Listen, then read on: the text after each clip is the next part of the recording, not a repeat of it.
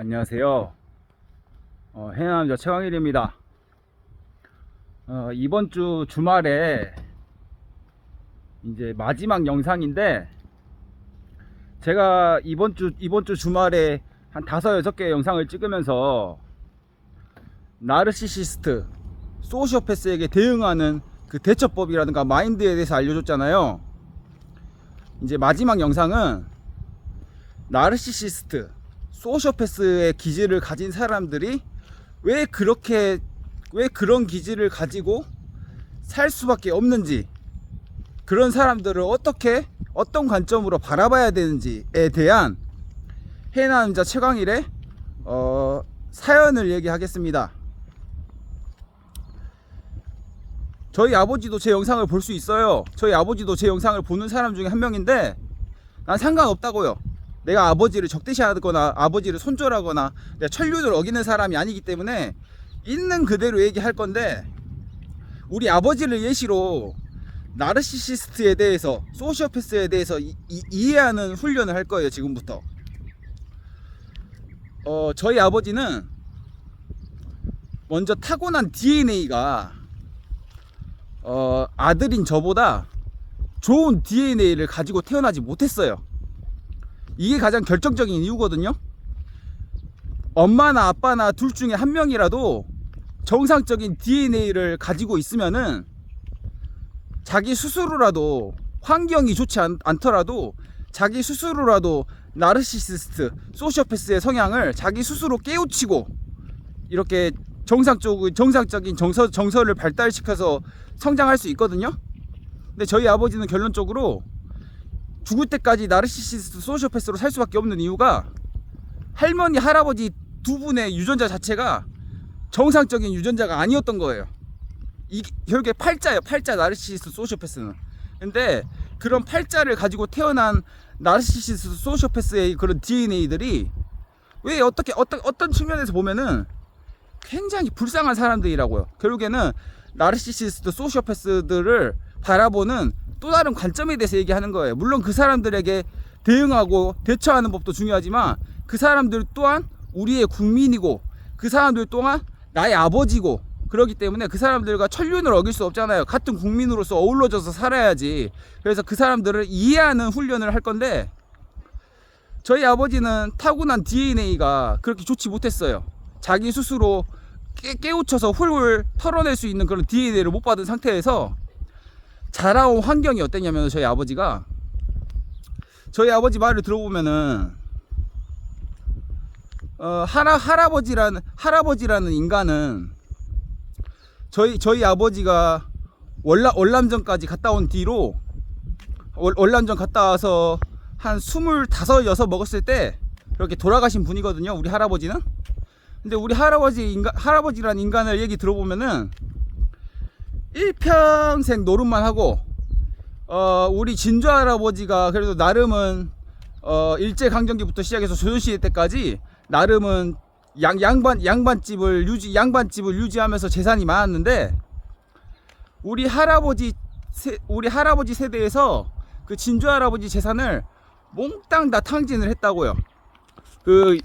조선시대 말 무렵에는 막 기생 노름하고 노름질하고 이런 걸로 몰랑양만이 된 가정이 흔히 있었습니다. 흔히 다 우리 집안 얘기예요. 근데 유독 우리 할아버지란 사람은 세상 물정도 모르고 허 웃으면서 남한테는 허 웃고, 그리고 자기 가족들한테는 우리 덕천댁이라는 우리 이란순 씨라는 할머니는 한도 끝 없이 천대하고 늘 기생들 노름하고, 그런 식으로 재산을 탕진하면서, 또 그런 사람, 그렇게 책임감도 없는 사람이, 그렇게 책임감도 없는 사람이 자식은 5-6명 낳고, 그러고 나몰라라 하고. 저희 아버지는 본인 머릿속에 어렸을 때의 기억이 그런 거밖에 없는 사람입니다. 저희 아버지는. 그런 환경에서 저희 아버지는 소시오패스, 나르시시스트의 기질을 가지고 태어난 사람인데도 책임감 때문에 가족들을 포기를 못하고 그렇게 중학교도 제대로 졸업 못하면서 남의 집 노약주를 잡으면서 그렇게 동생들 학비를 대고 그렇게 가장으로서 역할을 했어요. 그래서 저희 할머니는 내 기억에 치매가 온 상황에서도 우리 할아버지한테 옥상 그랬어요. 이 옥상이란 말이 뭔 말이냐면 일본어로 남편이란 얘기예요. 남편. 우리 아버지가 장남도 아니고 둘째 아들인데 우리 아버지를 남편이라고 생각하고 우리 할머니는 우리 아버지한테 치매가 온 상태에서도 옥상 그랬다고요. 그 정도로 우리 아버지를 의지를 했다고요. 근데 우리 아버지는 어린 시절에 자기도 애기인데 애기가 가장으로서 살다 보니까 얼마나 어깨가 무거웠겠어요. 그런 상황에서 우리 집안 풍토라는 게 헌신하면 헌신짝되고 착하게 살면 호구되고 이런 문화가 강했어요. 나쁜 짓 하고 그렇게 뭐라 해야 될까, 나쁜 짓 하고 그렇게 막 이간질하고 그런 문화가 우리 집안 풍토에 잔뜩 퍼져 있었다고요.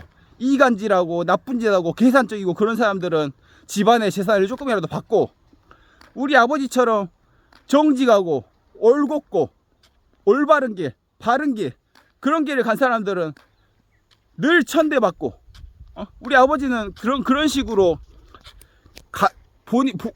하나밖에 없는 가족들에게 그렇게 이간질당하고 하나밖에 없는 가족들에게 배신당하고, 그러면서 책임감은 강해서 자기 어머니를 어떻게든 케어해야 되고, 동생들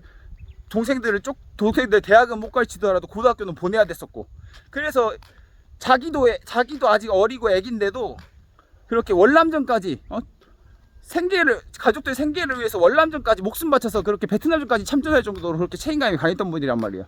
근데 그런 걸 통해서 우리 아버지가 어느 정도 그래도 마음으로라도 집안에서 인정을 받고, 마음으로라도 너 고생했다 이런 말을 듣고 살았으면은 지금의 나르시시스트 소시오패스가 안 됐을 건데, 우리 아버지는 일평생 그렇게 어떻게든 악착같이 집안을 일으키려고 애를 썼는데도 온 집안 사람들이 그렇게 이간질하고 적대시를 했다고요. 이 지랄 같은 경주 최씨 관가정파의 문화 속에서 우리 아버지는 선천적인 것도 조금 있지만 후천적으로 나르시시스트 소시오패스가 된 거예요. 이게 요즘 시대에서 말하면은 애정 결핍이거든요. 자기애성 애정 결핍.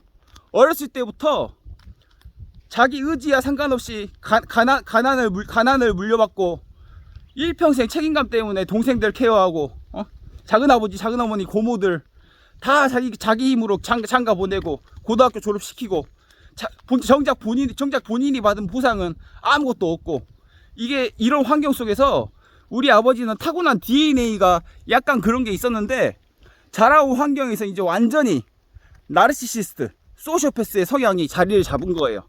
실제로 요즘 시대에서도 나르시시스트 소시오패스들로 사는 사람들은 대체적으로 가정 환경에서 자기애성 애정 결핍이라는 공통적인 특징이 있다고요.